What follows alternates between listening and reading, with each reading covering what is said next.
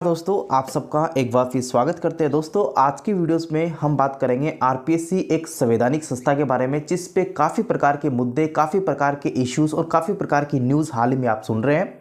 दोस्तों, चेयरमैन महोदय को लेके, साथ ही मेंबर्स को लेके काफ़ी राजनीतिक पहलू से देखिए अगर हम बात करें तो इसके ऊपर काफ़ी नई सरकार के गठन को लेके काफ़ी चर्चा का विषय बना हुआ है। दोस्तों, पेपर लीक का बड़ा मुद्दा यहाँ पे हाल ही में चल रहा है, जिसमें आरपीएससी अध्यक्ष मेंबर्स बदलेंगे। क्या आयोग संवैधानिक संस्थान है, इसलिए नई सरकार में भी इस प्रकार के बदलाव नहीं हो सकते, इस प्रकार के स्टेटमेंट यहाँ पे हाल ही में दिए गए हैं। तो चलिए बात करते हैं इन स्टेटमेंट्स के बारे में। प्रदेश में भले ही राज भाजपा का हो, लेकिन प्रदेश में सबसे महत्वपूर्ण संस्थान आरपीएससी यहाँ पे माना जाता है, जिसमें फिलहाल भाजपा का कोई भी प्रतिनिधित्व यहाँ पे नहीं है। यानी कि ना तो चेयरमैन है और ना यहाँ पे मेंबर्स किसी पार्टी से, पॉलिटिकल पार्टी से बिलोंग करते हैं, क्योंकि ये सारे जो है नॉमिनेटेड जो है वो कांग्रेस सरकार के द्वारा किए गए थे, चाहे मेंबर्स हो या फिर उसके अध्यक्ष हो। कारण यहाँ पे हम बात करें तो अध्यक्ष संजय कुमार श्रोत्रिय समेत सभी सदस्य कांग्रेस शासनकाल में लगे हुए हैं। आयोग में भाजपा से जुड़े हुए प्रतिनिधि की एंट्री 1 अगस्त 2024 को श्रोत्रिय के विदा होने के बाद में यहाँ पे हो सकेगी। इससे पहले अभी किसी प्रकार के भाजपा अपने मेंबर्स को लेके या फिर किसी भी चेयरमैन महोदय को लेके नए नॉमिनेशन यहाँ पे नहीं कर सकती। कारण की बात करें तो हम बात करें संवैधानिक संस्था के बारे में, तो इसमें आप देख सकते हैं एक अध्यक्ष और टोटल हम बात करें तो 6 मेंबर्स को लेके, यानी कि टोटल इसमें कुल 7 मेंबर्स यहाँ पे हो सकते हैं। यानी कि टोटल अगर हम बात करें तो इसमें आपका एक अध्यक्ष हो गया और 7 मेंबर्स हो गया।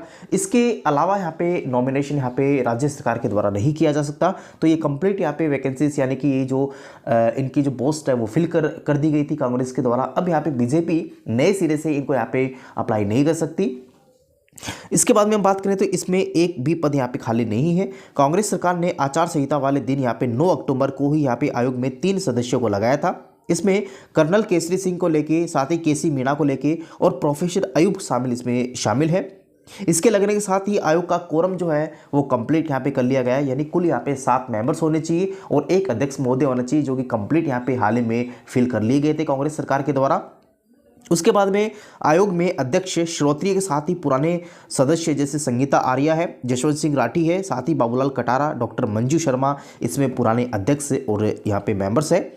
साथ ही आयोग संवैधानिक संस्था है। जब तक सदस्य का कार्यकाल पूरा नहीं हो जाता, यहाँ पे नया पैटर्न से इनको हटाया नहीं जा सकता, जब तक यहाँ पे राष्ट्रपति महोदय के द्वारा सुप्रीम कोर्ट में कोई कार्यवाही या फिर किसी भी विलंब मुद्दे को लेकर यहाँ पे इनके ऊपर कार्रवाई ना की जाए।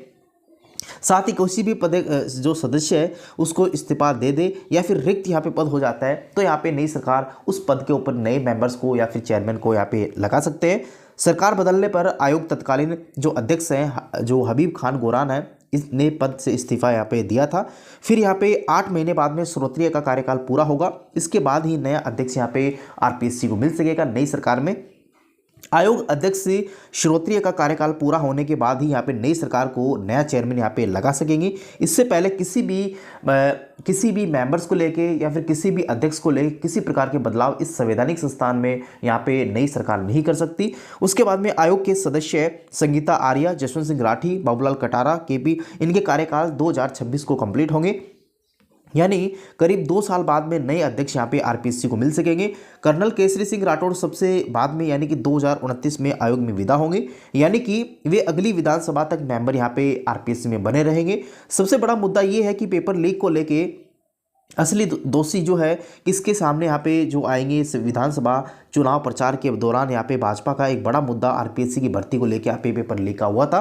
साथ ही इस मुद्दे में हम बात करें तो बेरोजगार की बड़ी संख्या भाजपा से ये उम्मीद यहाँ पे जताई बैठी है कि जो टोटल 9,760 पदों के ऊपर शिक्षक भर्ती पेपर लीक हुआ था, उसका असली दोषी सामने आएंगे। साथ ही उनके खिलाफ यहाँ पे कार्रवाई की जाएगी। अभी केवल आयोग में के सदस्य बाबूलाल कटारा और साथ ही यहाँ पे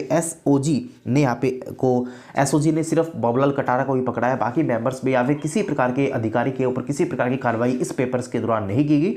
तो ये भी यहाँ पे भाजपा सरकार के ऊपर काफ़ी बड़ा प्रेशर रहेगा कि वो इस पेपर में जो लिप्त व्यक्ति हैं उनको यहाँ पे कंप्लीटली उनको दोषी करार दे और यहाँ पे उन बेरोजगारों के साथ में न्याय करे। साथ ही भाजपा खुद चाहती है कि इस मामले में अन्य दोषियों के खिलाफ भी यहाँ पे कार्रवाई की जाए, लेकिन अभी तक किस प्रकार की कार्रवाई यहाँ पे भाजपा सरकार के द्वारा की जाएगी ये तो खैर समय ही बताएगा। लेकिन अभी फिलहाल हम बात करें तो इसके मेंबर्स को लेके आरपीसी के, साथ ही चेयरमैन के लेके इस पर किसी प्रकार का बदलाव यहाँ पे इस सरकार के द्वारा देखने को नहीं मिल सकता, क्योंकि आरपीसी का कोरम जो है वो कंप्लीट यहाँ पे अभी हाल ही में चल रहा है। तो दोस्तों ये हमारे पास में कुछ अपडेट थी आरपीसी को लेके, साथ ही उसके चेयरमैन और उसके मेंबर्स को लेके, जो कि मैंने आपको इस वीडियोस के माध्यम से देने की कोशिश की। उम्मीद करता हूं दोस्तों आपको वीडियोस काफी अच्छा लगा होगा। चैनल को सब्सक्राइब और बेल आइकन को दबाना बिल्कुल